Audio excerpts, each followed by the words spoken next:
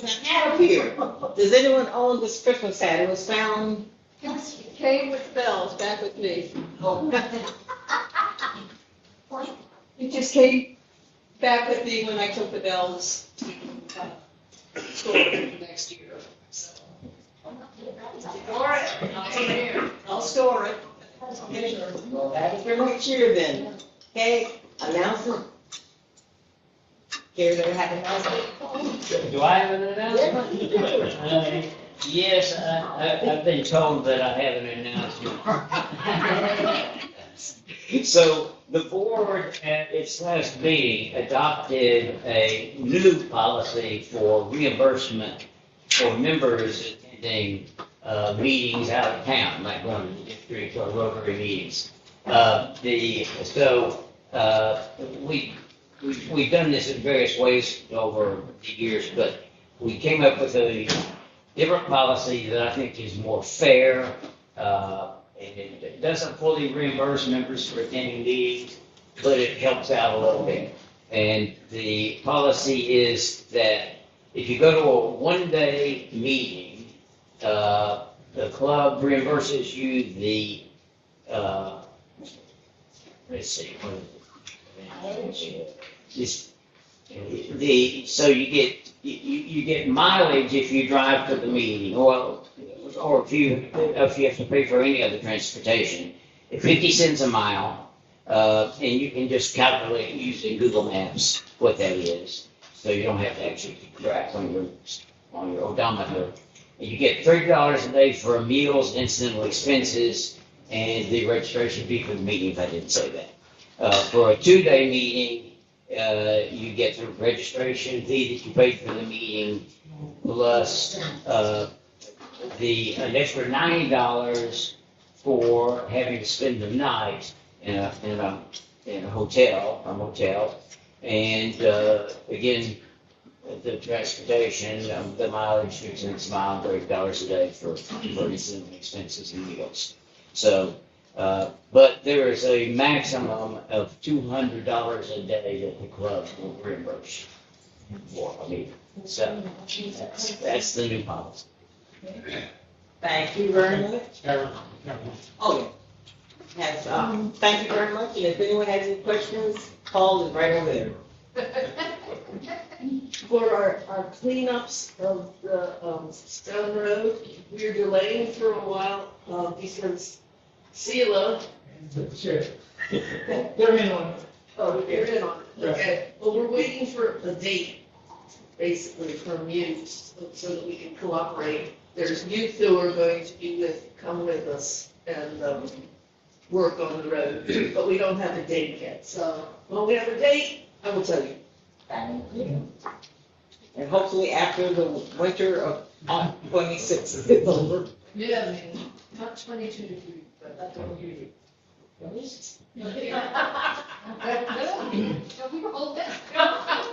hands are sticky.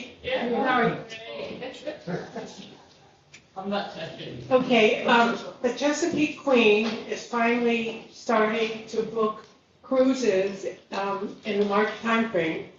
I asked the board, based on what they're charging on their online, they're charging $55 to $58 per person for about a 2.5 hour cruise.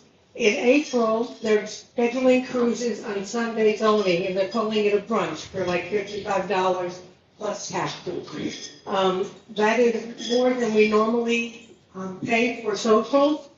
So I wanted to know whether the membership felt about allocating $55 or $58 per person for those who would like to book a cruise for the group.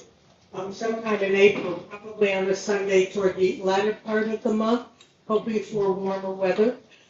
Did you No, it's too cold. I haven't talked with them yet.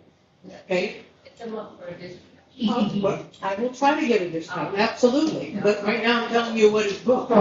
It's freaking. I get that. What we did last week, we discussed this in executive committee, but Joan was not available. And so we wanted more specifics, and so we wanted to bring it to the membership. From what we had last week, the executive committee said, yes, but we need to bring this to the entire board, entire board wanted to bring it to the entire membership. So can we have a motion to accept? No. Question. Oh, that's what we motion and this. Okay. Fine, thank You want to get, You're gonna have this, Well, I can't we get have a that. motion so far to do this. Is it like a social? Okay, well, this is one, okay, discussion first, then. It would be our social, we usually have a social every quarter. And this would be our spring social. Should we vote after we see if we get a discounted price? Because that would make a difference, just have some people vote. Would it be a significant amount? Yeah, sure. Yeah. $10. yeah. What? I can ask, I can't promise, but I can ask. Well, it's a Rotary. So, John, what do you anticipate the total cost per person to be? They're advertising on the website, a brunch on Sunday, month of April Sunday. They're saying it's $55 plus, and I assume the plus is taxes, but it may be more. So I don't know the specific amount of the plus, but that's what they're saying online. And there's another question behind it. Yes. April. Weather can be beautiful. Yes. Can be. Very cold. Must be mine. Okay, well, we can push it into May. I think they still offer them in May. I mean, it can be beautiful, but it's still got some cold. Yeah. And it's starting to get cold. It's already cold. Yes. Yeah, I just have a concern. If it's May, that's fine. I'm just not convinced they're gonna be ready for it. Because what I have been hearing is that there's a lot of work that still needs to be done, and they're gonna probably have to take it and park it off the water. And you know what happens when you dig in, you'll find more stuff. So I think that maybe this is just premature, just to be honest. Good point. Okay. We can find out more as we get closer. I don't know that I have to book a month in advance, but it would be nice to know whether or not the group as a whole is even interested. And FYI, if they have a brunch, they have said in the past, and I assume it's still true, that alcoholic beverages are out of pocket. So you pay for your own drinks, but I assume that's still true. Yes? Well, two things. First, I think we need to know the price before we can vote on this. And I think basically this is going to be a board decision. I think we wanted to come to the membership to kind of get an idea of how the membership felt about it. And it may be that the price, I would have expected the price to be higher if you include food. And I don't think that the club really can afford, because the amount of money we have in the operating fund is not much. I think the membership is probably going to have to pay a little bit towards the cost of the cruise and food. That's all good information for the membership before they vote. And we don't know the answers to some of those questions right now. So do we want to defer and then bring it back and we have more information? Yeah. I don't have a problem with that. I just wanted the membership to know what's going on, because we had been promised that that we were supposed to, for those of you who don't know or don't remember, the Cape Charles Rotary Club was established 101 years ago this year, and their meetings the first couple of years were on the ferry between Cape Charles and Norfolk. And so that's why we want to have an outing, social, on the ferry, even though it's not going to Norfolk, but to sort of symbolize what our founders did 100 years ago. And we thought it'd be a hoot. It's just taken a lot longer for the Chesapeake Queen to get up to where she can actually take on passengers. So she isn't there yet. Now, two questions got here. I don't have a question, I just want to state that I'm willing to pay any additional out of pocket over what, for me too. Normally. Oh, yeah. Not me, I mean, For yourself.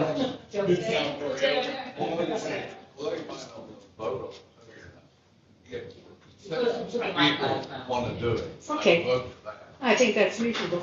So what Graham is suggesting is, with a show of hands, just let me know if you think you're interested. Raise your hand. It looks like we have a consensus that we should pursue it. Thank you. So we will pursue it, and more information will be brought back with specifics, so we think.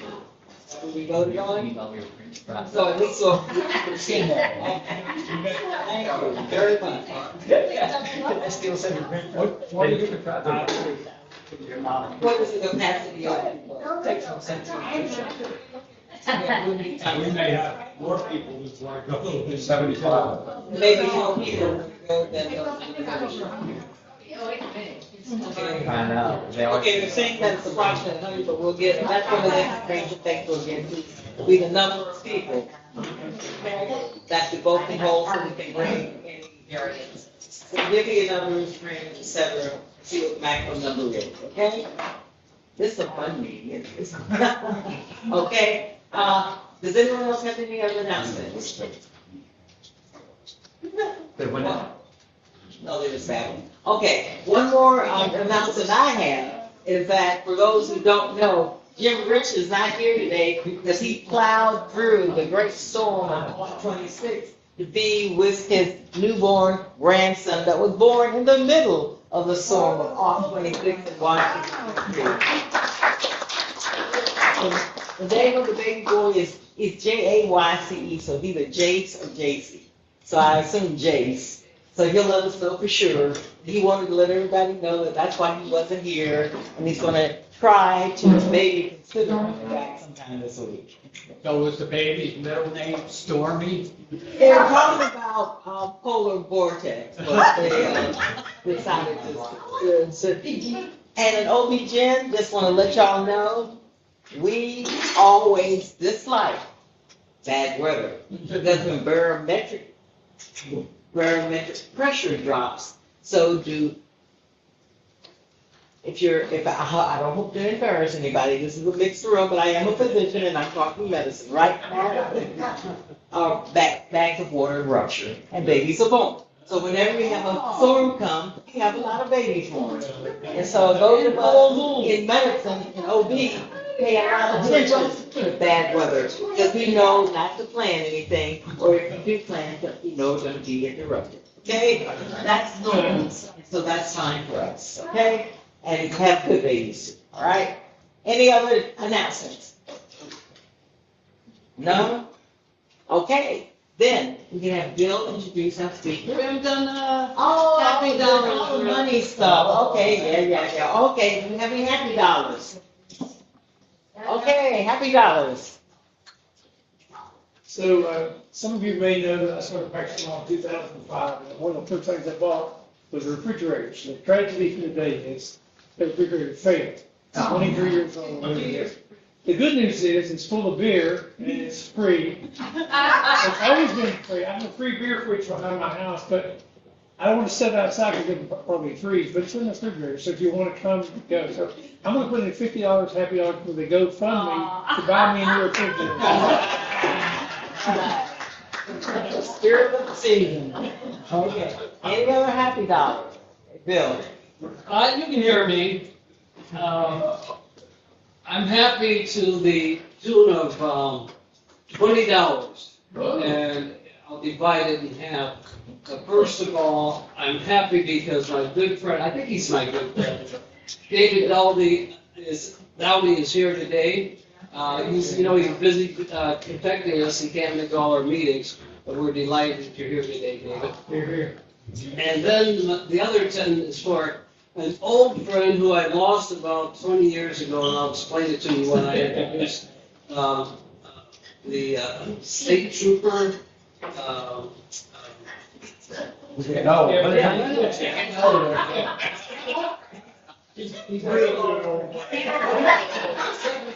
It's not a golden hundred, but it's a good. Yeah, I know. I thought I'd have a little fun with it. So that's $20. Any more happy dollars? I should give 100 for, Okay. no, Gil Bennett. For Jim Bates, $100. Oh, he's donating? I think he will.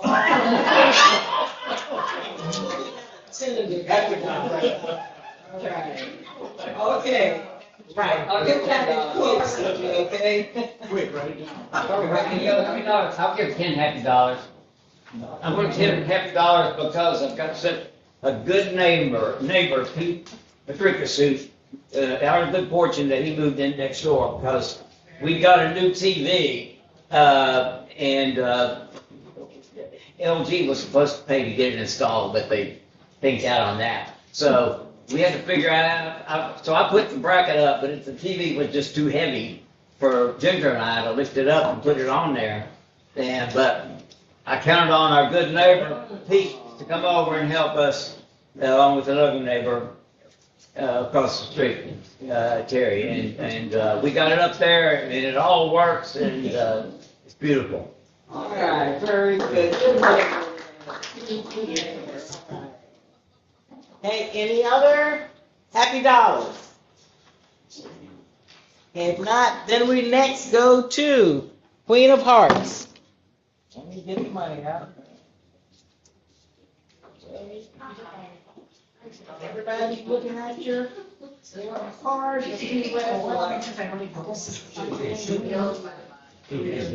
Okay, who has what card for Queen of Hearts? Ace of Hearts.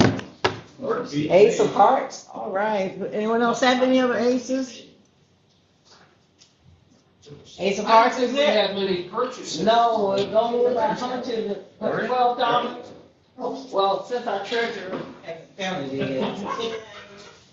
Yes, that's only $13. Oh, that's all? Yes, it is. Everybody cheap for that. Okay? $3. Yeah. $13 today. So, Bill, you get one, what? Oh, wait, I might win the whole thing. Let me, Oh, okay. Did you already draw? No, I'm just shuffling right now. And then I will spread it out. I'll do it like this. Okay? Take a card, any card. Oh, what is that? I didn't see it. It is the Eight of Hearts. So we still have the Queen of Hearts to go. And the stack is getting bigger and bigger. Paul, you can keep all the So money. you win the whole $3. I'm gonna keep your $3. Just keep it. He's donating. How much did it cost you? Donation to the club, thank you. Bill Payne has donated 100% of his winnings today. So Queen of Hearts back to the Rotary Club of Cape Charles. Thank you, Jim. We appreciate it. And we will use it. We'll find a use for it. And I want to let everyone know also, I forgot to make you an announcement. I did go to Cooper Peak Elementary School and to offer to provide coats or supplies or whatever the children may need, because we do have a significant little amount that we give every year, and they have not needed much since the beginning of the year. We gave over $800 to school supplies to help kids start school, etc. Went there, and it really warmed my heart for them to say, we're sorry, but we really don't need it. The community has been so supportive that we have more coats than children that need it. We have more supplies than children that need it. And I said, well, do you have any kids with the storm coming up that might need food, help pay for food for lunch or anything? They say the lunches are provided free. And so we don't have any need, but we'll keep you all in mind. And I said, thank you. So this community is really supporting our students. At the same time, we got a call from a social worker at the middle school, high school, who has a family who's about to lose a home, so a place to live, have to go to somewhere new. And through various systems and support through county and state, they have enough to make the monthly rent, but they didn't have enough to put a down payment on it. And so the down payment was $1,500. We volunteered $500, and they said they had other community groups that have donated the rest. So we're gonna get a check to them tomorrow. They have to have it by the end of this month, so that they can move into a home, a whole family, and have a home that would be homeless. And though we're a significant part of that, and they said, thank you, thank you, thank you, the Rotary Club of Cape Coral, because they wouldn't be able to have, they would be totally homeless for this family if it weren't without our contribution to this down payment, and they can make the monthly payments after they get in. So thank everyone in this room, okay? You did it. Yeah. Just real quickly, if you haven't signed up to read to the students at Kittapee Elementary, I'll be happy to put you on the list. Just go read the kids, it'll be fun. That's one of the things, that's one of the things that we had asked Sheriff Dowdy's going to help us with, because to read to the kids, we have to be fingerprinted and background checked. So be sure that we're all upstanding people who are having interactions with ours. And so while we're here, Sheriff Dowdy, can you mention what we would need to do for 20 or more of us to get efficiently IDs? So I was talking to Jim about it, and I'm not sure about the background check part of it, but the fingerprint part of it, we can certainly do over at the jail. We usually do that on Fridays, so we can schedule a Friday to come in. I've been fingerprinted by your 3 times and they've never accepted it. What will we do if we don't have fingerprints? Don't read. So I'm not sure that we have the live scan equipment over at the jail, so it's all automated now. So it's not I know, I've been checking 3 times. Yeah, so can we just come up and go do it now? Just any Friday that they want to go up and say, we're having this time, keep the peace or wait till you're. Well, we did a youth mentor program with the school some years ago. We all had to be fingerprinted for that, but it's a whole packet of information you have to fill out with the students. And the fingerprint is just one part of it. So I guess you got a meeting Friday with us. At 1:30. Once you do that, we'll know a little bit more about what we need to do, but we'll certainly do whatever. Thank you very much, Sheriff Dowdy. For anyone who's interested in meeting with the superintendent of schools at the corporate office in Matsufungo, the big old thing, at 1:30 on Friday, it's coming up, who's interested in reading for the kids in school. The reason we're doing this, for those wondering why reading when we have a bookmobile has a tent outside where we read. In the 26th storm, it's kind of hard to read in cold, blustery weather. And so, there's not a lot of things that were scheduled for bookmobile outside of when they do activities during the spring and summer. So we wanted to still be available to the children. So one of the things that's come up, that we can go into the schools and read to the kids. And that is just as beautiful and effective and impactful as doing it at a social event or at a playground or at a bookmobile. So we have a number of people, I think it's over 20, that have said they would be interested at one time or another. And so, I have the list. and if you have any, if you want to add it into the list, Dora has the list, and they would get fingerprinted and then fill out the packet of information. Jim has all the information, but as previously mentioned, he's up in DC having fun.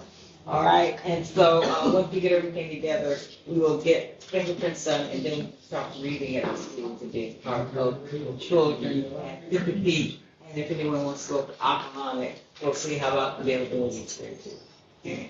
Any other questions? Comments, announcements?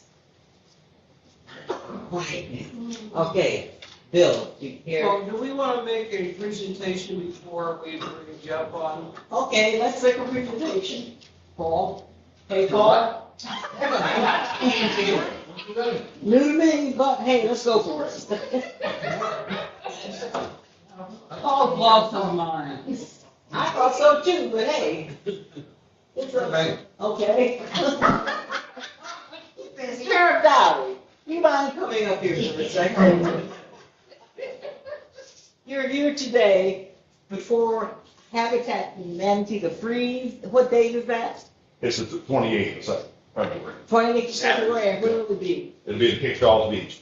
And then the freeze? to come to Freeze for Habitat for Humanity, and we have a $500 check from Rotary of Cape Charles, and we're also accepting individual checks. Anyone who would like to give individual checks, we have individual checks too, for members who would like to donate to this. Thank you so much.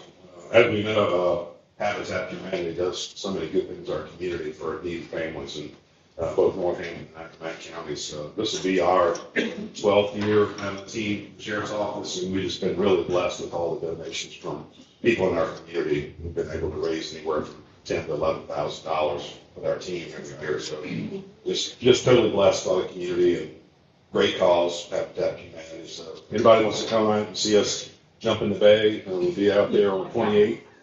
It's right noon time at the beachfront, Cape Charles.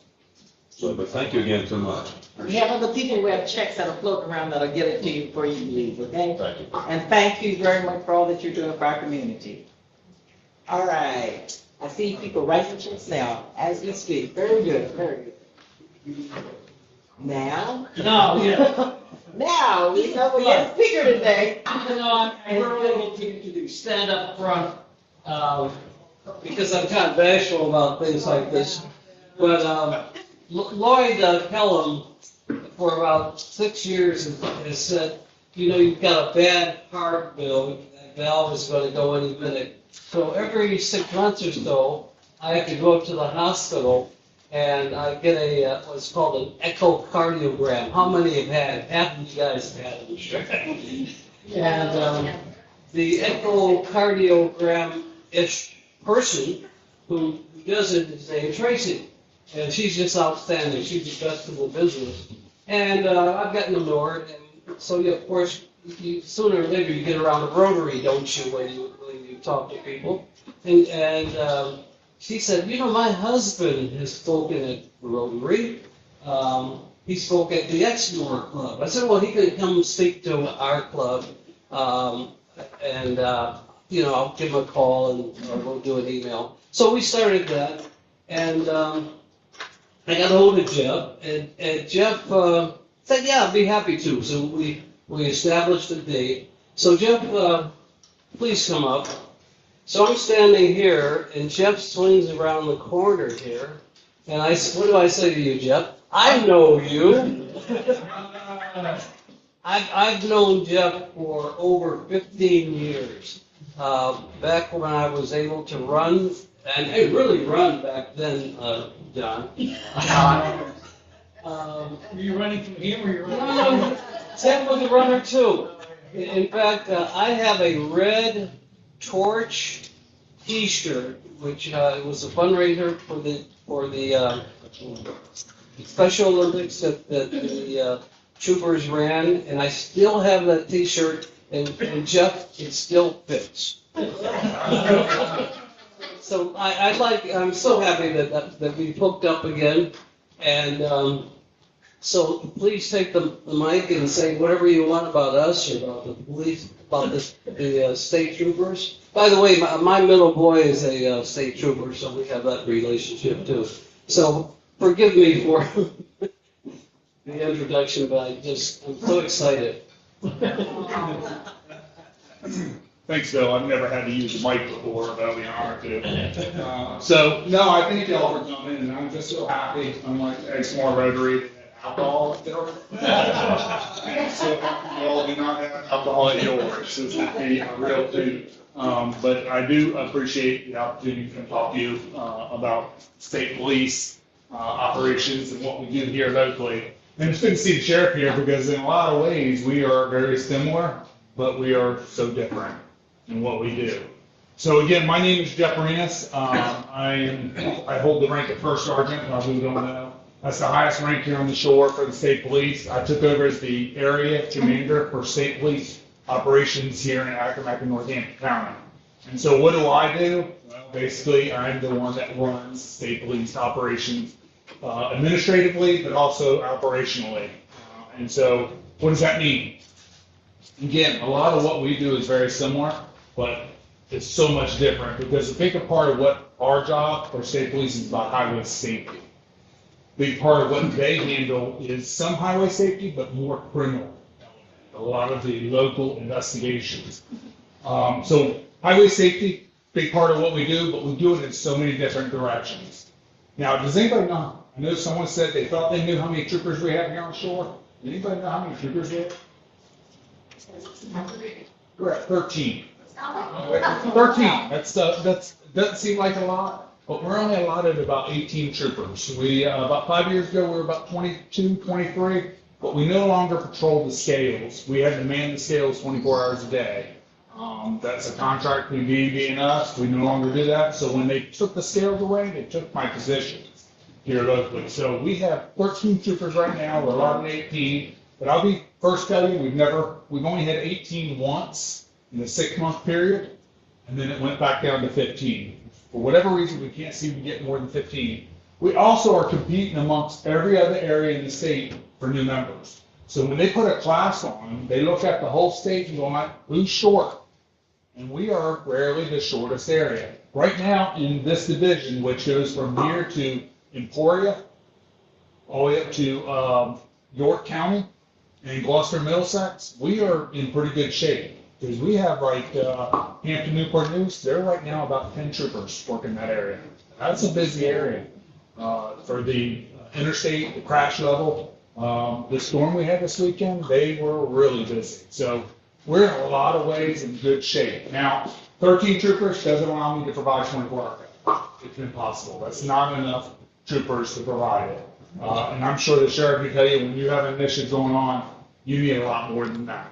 So troopers are on call every night for about 4 hours in the middle of the night. We put them on call. Depending on where they live, depends on how long someone has to wait for a trooper to respond. I have 2 troopers live on Chincoteague. So if that tells you anything, they could be on call to come down here to handle the situation. So that's just the reality of it. We do have a pretty good recruitment process going on. So it looks like we've got quite a few from the shore going to basic, which by the way starts tomorrow. We have a class starting tomorrow. And we have 2 people I know of so far from the shore, which is a good thing. Now, if they're coming back here, I have no clue. I don't know until the end of their graduation before I know if they're coming here or not. I wish I knew before. Sometimes I know, sometimes I don't. This class I do not. So highway safety, get back on track here. Big part of what troopers do is what out here? Everybody likes to say we write tickets. Yeah. And I demand that they go out here and do some type of production for the salary they make. But that is really one small part of really everything that they do. Enforcement is a big part because I truly believe blue lights not only slow drivers down, they stop crime wherever crime is occurring. As simple as someone stopping somebody for speeding here, there could be someone's house getting ready to get broken into. So blue lights do serve a purpose. And for us, it's about slowing our drivers down. Our fatal rate seems to be always a real problem. I can remember back when I was a young trooper, we had 35 fatals here on the shore in 1 year. That's pretty high. We led the state that 1 year. Anybody know how many fatals we had last year? We're down to 8. 8's pretty good. That's a low number. The year before was like 13. The year before that was like 15. Now, when it comes to what is causing our crashes, why are our motorists dying on the roads? Because believe it or not, most of our fatals are locals. They're not people just driving through. Most of them are local. They live here, they've grown up here, and we know most of them. Occasionally we do get that rarity where someone does die because they fell asleep driving long distance. But most of our motorists are locals. Now I'm here to tell you, most of them are dying because of some type of intoxication. It used to be strictly alcohol, now it's alcohol and drugs. Believe it or not, there's a large number of people who are smoking marijuana that is operating their vehicle. And so we are seeing a majority of our blood work coming back from all our DUI arrests to our toxicology coming back from the death investigation. Someone has some type of drug in it outside of just alcohol. So now, is there a lot of other factors? Yes. Inattentive drivers, speed. We have an occasional medical issue. And then we have our unknowns because we just don't know what happened. And we get a fair amount. Last year, I think it was 2 unknowns. They wrecked, but we don't know why they wrecked. Our crash reconstruction responds to pretty much all our fatals. They do a real good job. And nowadays, we are doing downloads on pretty much everybody's vehicle if we can download it. The vehicle tells us a lot, but it doesn't tell us everything. That's impossible. Sometimes we get lucky. We get motorists who tell us, hey, this is what happened. I'll be the first one to tell you, we had a fatal in 13 at Bundick Well and Pump that one year.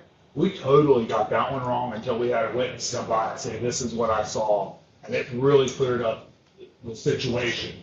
And that was alcohol and speed, which is a double whammy when it comes to causing a crash. I can tell you, our crash fatalities, they're the hardest we have to endure, because not only do we have to try to make sense of what happened, but we also have to go and tell the loved ones their family members not coming home. That falls on our shoulders the majority of the time, and that is a priority. Because of social media, everybody seems to know everything before it gets out. We want to let family know before social media does, because they always get it wrong. So that is a big priority when it comes to our crash investigations.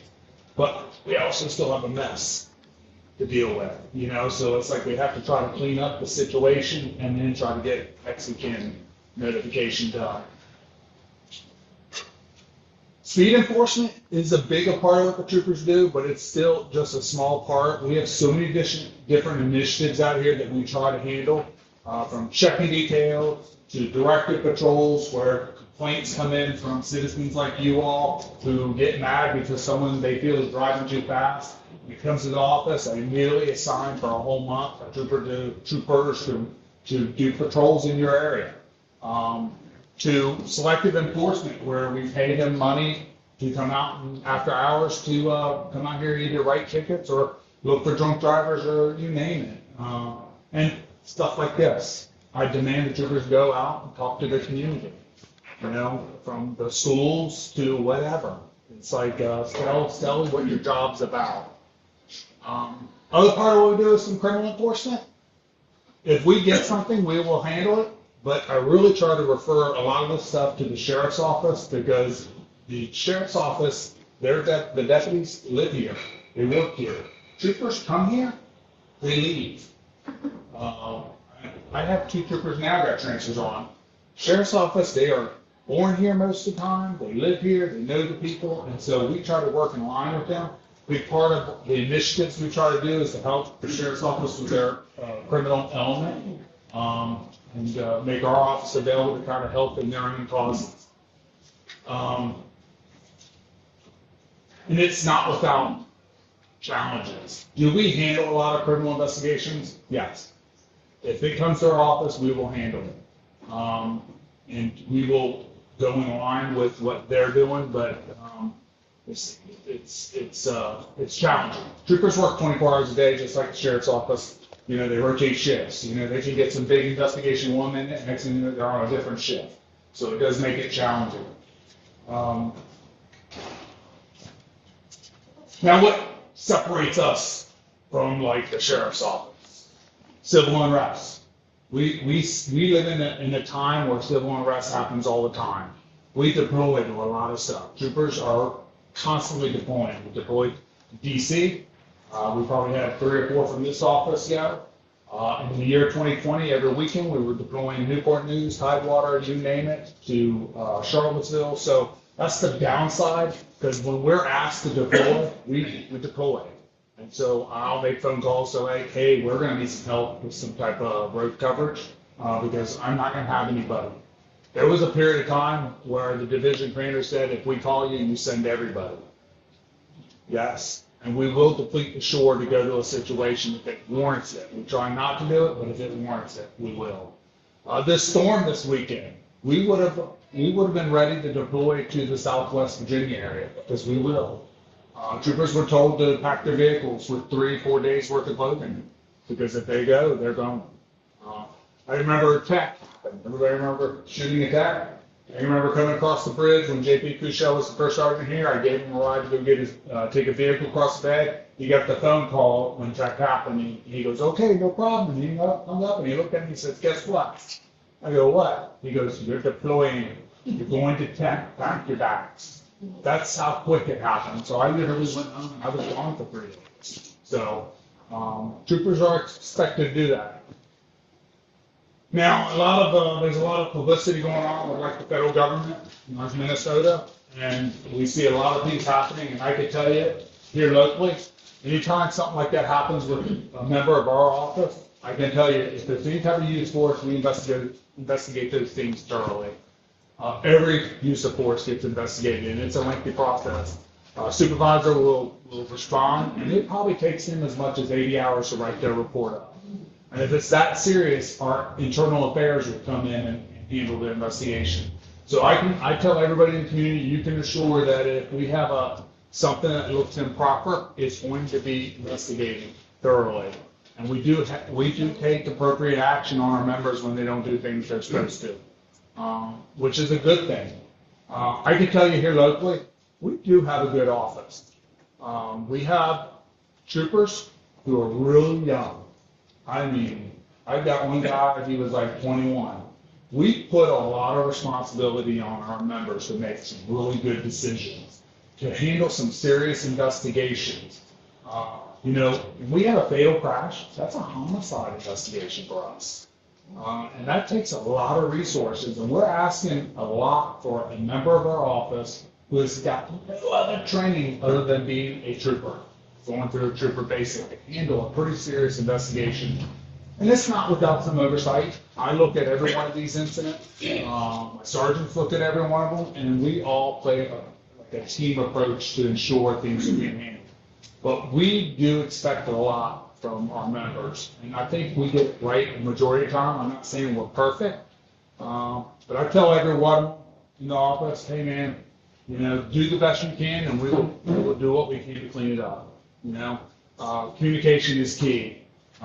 That's why the Commonwealth gets paid what they get paid.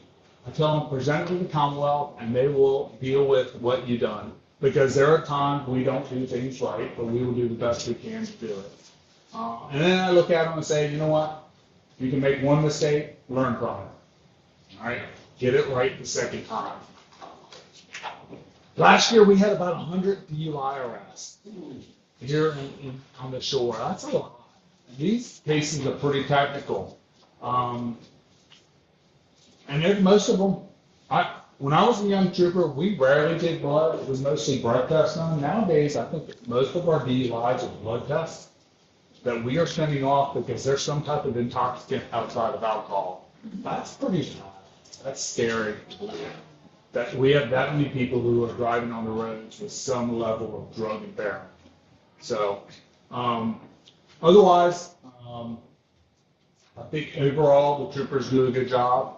My phone is always on. I will explain anything I can explain and try to bring some light to an investigation, and do the best I can. That's what I get paid to do. So, otherwise, thank you for having me.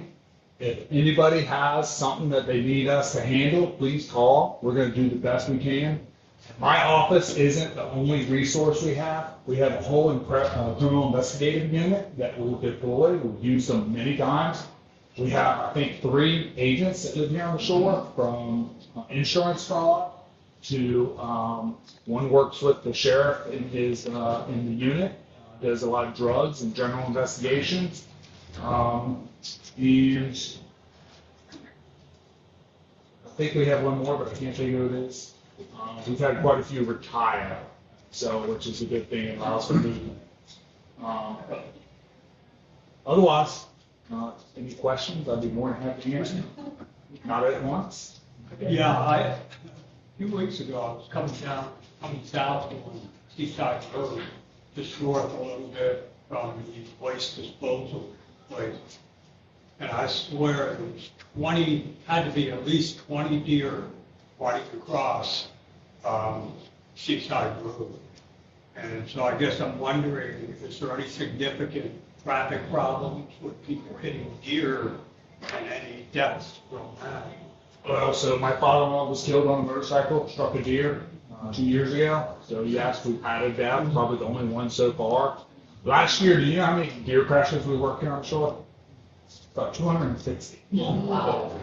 260, and years before that has been as much as 500. So we do work a large number of deer crashes, and it used to be right around rut is when we got a majority of our crashes. no more. We work anywhere between 10 and 20 deer crashes every month on average. Now, around run, it increases quite a bit, but we are working a large number of deer crashes. And we are constantly fixing our own vehicles because of deer. Got one now at the body shop. We did about 10,000. Our new vehicles are very expensive to repair. Anything that Ford Explorers, if it's under $8,000, we didn't do really anything. But he took a deer out coming out to a call in the middle of the night, and it did about $10,000 damage. So yeah, so the deer is big, and it's just going to go up. Deer population increases and won't decline. So yeah, big significant. And then the turkeys. Yeah, how many of y'all remember we had no turkeys here? We worked quite a few turkey crashes. If a turkey hits your windshield, you're going to feel it. It's pretty big. It will crush the windshield in. So we do work a few of those. And I say 260 out of about 1,400 crashes we worked here last year. Wow, 1,400. And out of that 1,400, 8 were reportable, what we reported B&B, and the rest were not. But yeah, 260 deer crashes, that's a lot. And I can tell you, I look at every crash report that comes in. I look at them, I approve them. I have final say on it. It's part of my job, is what I do, so I do look at it. And that's the other where I get information is whether or not we need to do some type of specialized enforcement in certain areas because of the crash levels that are occurring. You do like a drug test on a deer. So, at least a couple of times I've been driving on Route 13, and I'm seeing a car going like this. And I say, these people are definitely under something. And I never know what to do. I don't know if I should call 911. Because how do I tell you where to go? What's the best way to? Yeah, you sound like my wife. When we're going somewhere, she sees a vehicle or she'll call me and goes, "There's someone driving all over the road. We need to do something." I'm laughing off, going, "Okay, yeah." But yeah, I mean, if you call 911, it's probably going to go to the sheriff's office. If you call our dispatch, it will come to us, and we will put a lookout for it. Sometimes we get lucky, we find it. Sometimes we don't. It's just like my job's different. I don't write tickets very often. I will write a ticket, but when a car goes flying by me, the first thing in my mind is, man, I hope you don't wreck. Because I write one ticket, ties me up in court 3-4 times, and that my job doesn't allow for that type of flexibility. I will write a ticket. Don't get me wrong. Someone goes by me going pretty bad. Someone said earlier, you push the button to write a ticket. It's a little more technical than that, and it takes me about 10 minutes to figure out how to use our system again because I haven't used it in a while. But I do figure it out. But yeah, I would, call the sheriff's office, state police, and if someone's in the area, they'll keep an eye out for it, and we hope they don't wreck. But it's either one of 3 things: intoxication, cell phone use, texting, or help. Because we do have a large population of Beverly Hills Drive. Usually it's that, those 3, so. Yes, sir. Jeff, first, thank you and your troopers for your service.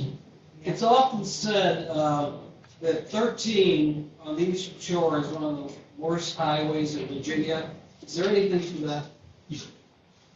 I don't know that we're the worst highway in Virginia, but we are the busy. I can remember when I was I worked with the sheriff's office many years ago, and when I was a young officer, I remember midnight shift. You could be hours before you see a vehicle drive by. Not anymore. Midnight shift is just as busy as during the daytime. This highway is busy, and in the summertime, it's even more busier. J.P. Cushel was the first sergeant here. He said 13 is an interstate-style highway.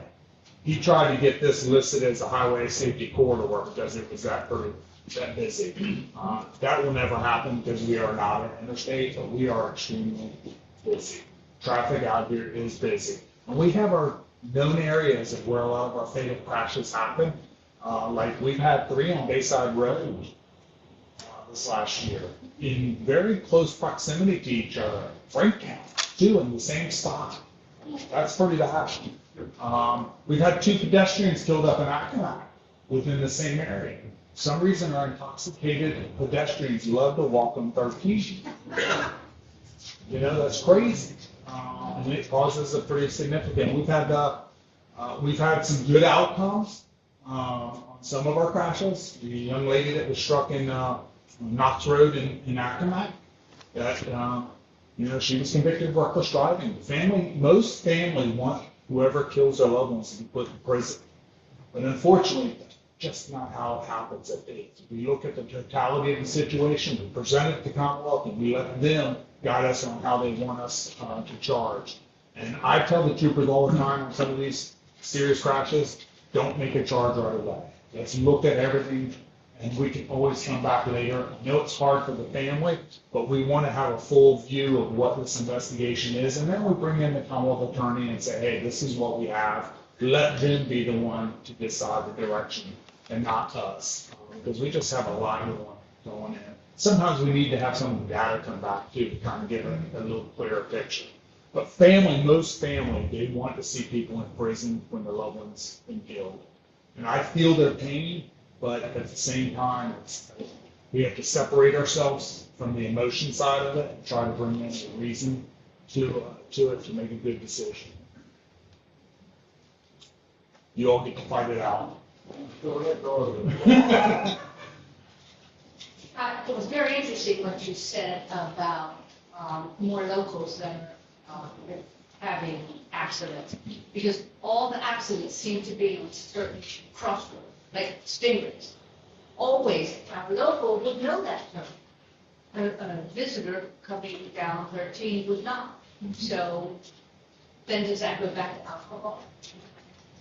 No, I think sometimes unattended drivers tend to cause some of our crashes. I know in the paper, and I've been meaning to share, I saw something about reducing the speed limit here in Sheridan.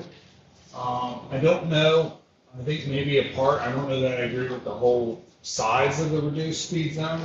I feel like I was on a safety committee where they're trying to look at highway safety, and I brought up the one thing, the crossovers. Can you all please stop taking the crossovers out? That's what they look at, is we need to take crossovers out to reduce people causing crashes. And I go, but we're not investigating crashes at crossovers. Stingrays, we've worked a few there, but most crossovers we do not work crashes at, but yet they went into this skill of trying to take them out. It says, do you not realize when you took out a couple in Bird's Nest, that if I'm driving and I get a speeder that's going pretty fast, now I have to drive really fast to catch them for miles? How is that any safer than if you just leave the crossover in place?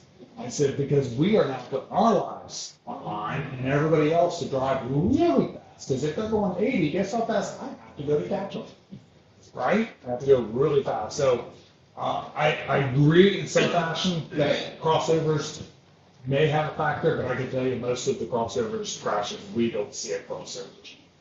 So, yes, sir. Can you how many? I don't have that number, but I can tell you, we work a lot where they are wearing them. Seatbelt's a good deterrent, but it doesn't mean it's going to keep them from dying. Oh, no. Crash. So, The seatbelt.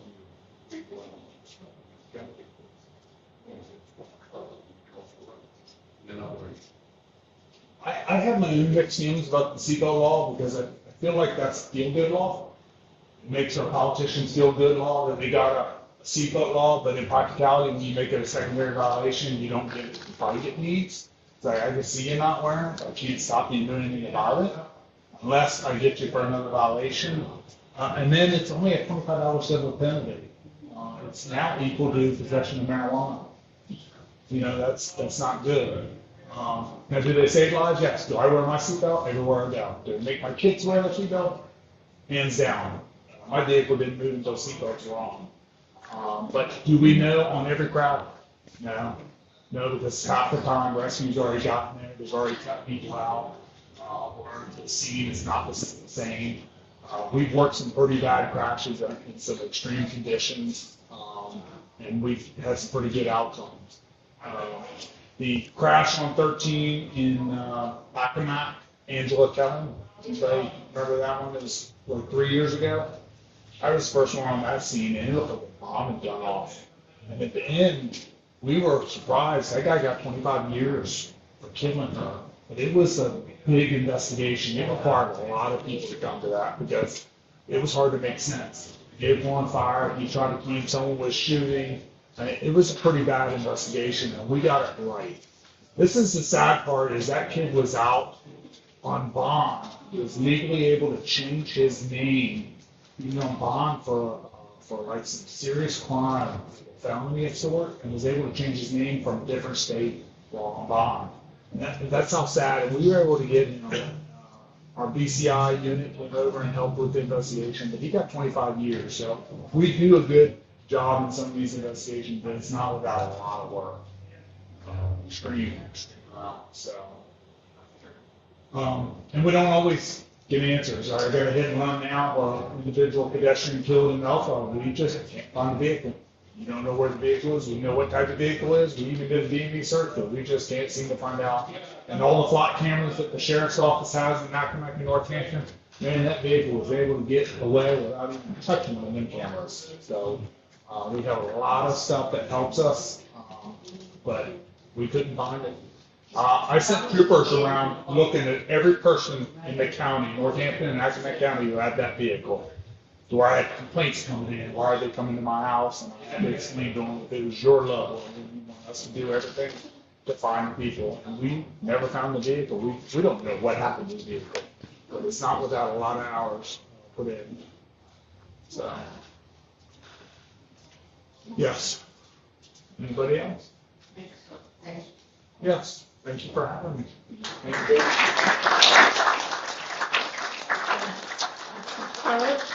So read it before you sit down and have something.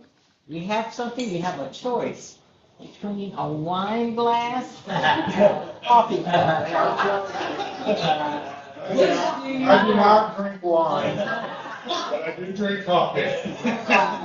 Welcome. And thank you for a very outstanding and informative presentation. Do we have any further announcements or anything we need to communicate to anyone? Okay, everybody be safe this week. They're talking about potential snow coming again this weekend. Don't know if it's true or not. Maybe 50-50 chance, so be safe. And now we can stand and say, is it the truth? Is it fair to all concerned? Will it bring goodwill and friendship? Will it be beneficial to all concerned? And even though Sam's not here, will it be fun? Yes. All right. Be well, take care, everybody. Meeting is adjourned.